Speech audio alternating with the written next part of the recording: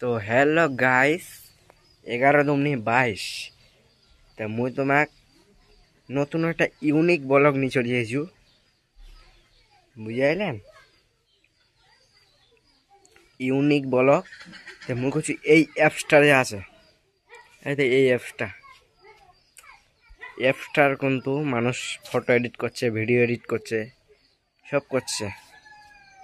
তো মুই কিন্তু করো না, নাম অ্যাপটার নাম হচ্ছে AIF। হ্যাঁ, AI এফ না, AI, হ্যাঁ এফ। তাই বেশি করে জরুরি মেয়েদের জন্য,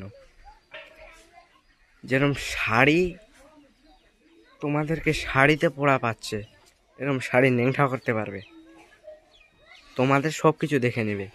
আর ছেলেও লেজার পরছে, স্যুট পরছে গাড়ির এখানে, এটা কিন্তু প্রচুর রিস্ক।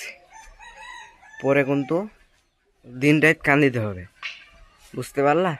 এটাই কর্তব্য, এটাই সবাই মনোযোগ দিয়ে শুনবেন ভিডিওটা, সাবস্ক্রাইব করে পাশে থাকবেন বন্ধুরা। ধন্যবাদ।